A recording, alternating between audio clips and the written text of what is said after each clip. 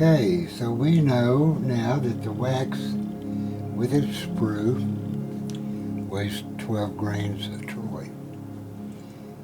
That means that we are now free to go ahead and sprue this onto a rubber sprue base. And we'll do that by sinking an electric wax weld tool down into this mold.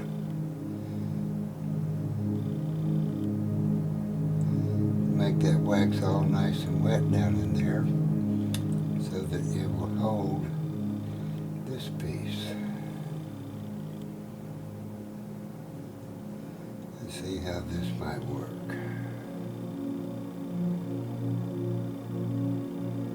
Looks pretty good.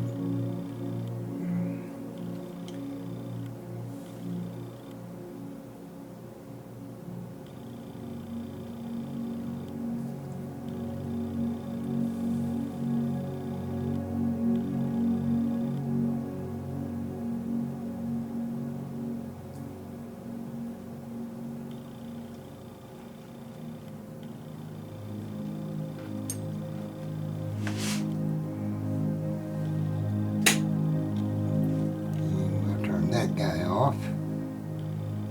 Tilt this guy a little bit more straight up and down there. And go to the old hand wax placers to dress this up. There again, we're going to be putting molten gold into everywhere that this wax is. The wax will be melted away in a burnout furnace, and when we have that furnace to the right temperature, we will have melted our gold in a crucible on the business end of a centrifuge,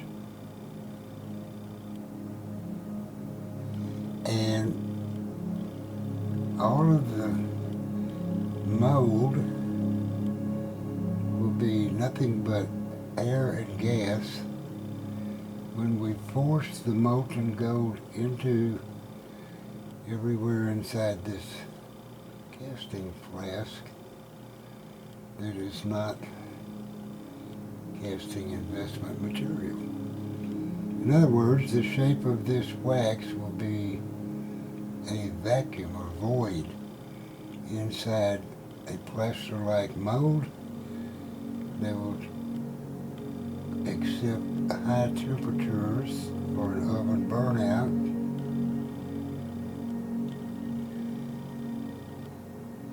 And the wax will all be gone. That's why they call it lost wax casting. What we're doing right now is just dressing this so that there's a minimum of turbulence when that molten metal goes up through that wax stem there and fills that ring model. It's looking good.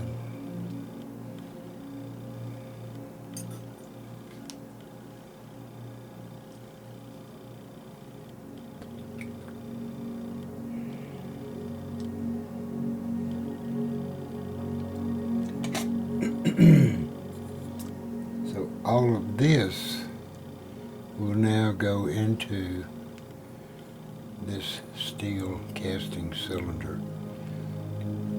I'll just call it a casting flask, and it's going to be a pretty good trick to get it to all the way around into this rubber sprue base. It's got to be an airtight fit, because very shortly we are going to, well, it is a tight fit. We're going to vacuum this guy.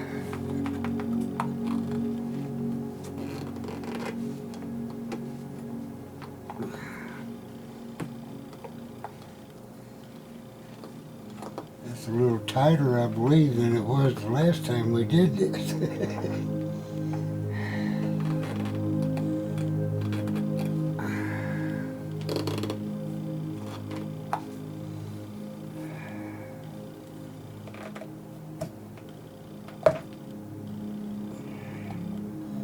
Come on, Junior. Well, I tell you what, I'm going to have to take this over to another workbench.